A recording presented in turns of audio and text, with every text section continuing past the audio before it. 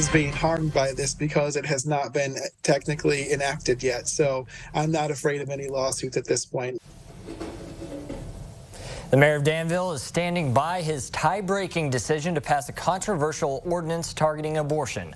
Although it can't take effect right away, he and half the city council hope to prevent an abortion clinic from operating. Good evening, I'm Brendan Morano. And I'm Jessica Coons. The state's attorney general called this ordinance merely symbolic, but Danville's mayor disagrees. WCI3's Scarlett O'Hara joins us now. So Scarlett, explain that for us.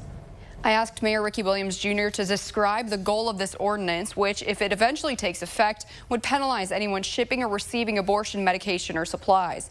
In his eyes, it's about a conflict between Illinois and federal law. But last night, there was conflict over religion and its place in the city council chamber.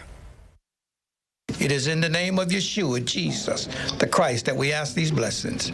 Amen. Amen. When asked whether he believes there is ample separation of church and government in Danville, Mayor Rickey Williams Jr. said absolutely.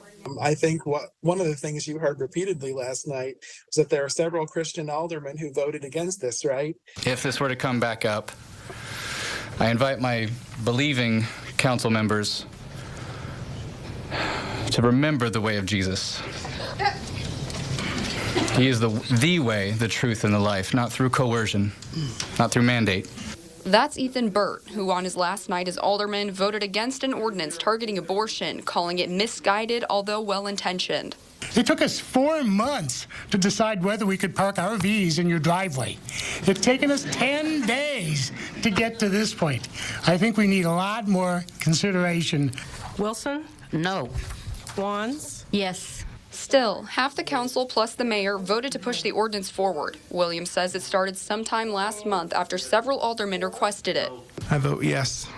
They had read or heard about ordinances in other communities which enacted similar legislation. The ordinance was proposed in response to an Indianapolis-based abortion clinic that came across the mayor's radar roughly 8 weeks ago when it made plans to move in. This is not any kind of comprehensive health for women. This is literally just an abortion clinic. But for now, nothing changes. An amendment was drafted Sunday and approved during the meeting that says the ordinance wouldn't take effect until a court rules in their favor. The measure won't prevent the clinic from setting up shop, but it could eventually provide a means by which they couldn't perform abortions. I don't have a stake. I'm not advocating pro-life. I'm not advocating pro-choice. I'm advocating what I see as Illinois law and the defects of the ordinance, which creates a problem with Illinois law. The city's corporation council explained the amendment doesn't protect Danville from getting sued, and neither does the Federal Comstock Act, a law referenced in the ordinance. The Department of Justice issued a December opinion saying the act, quote, does not prohibit the mailing of certain drugs that could be used to perform abortions where the sender lacks the intent that the recipient of the drugs will use them unlawfully. Advice from the DOJ is not binding legal statute. It's simply that, an opinion and advisory guidance. He says it could take years before a ruling comes down activating the ordinance, but there's a chance that may never happen. I think that it's important that we ask these kinds of questions when laws compete with one another. So I don't think it will have been an exercise in vain.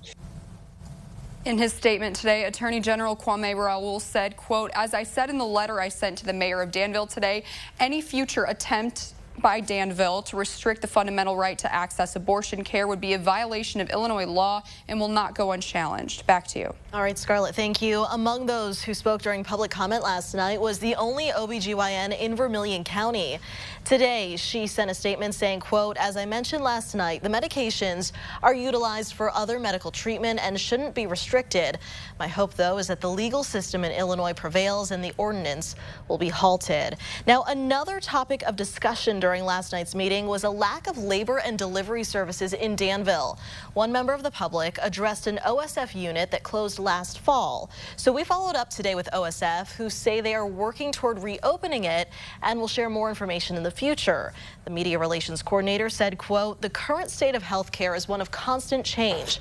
OSF healthcare is no exception to this, nor would we want to be stagnant in our services to the community. He also said they are routing families who need obstetric care to their Urbana hospital.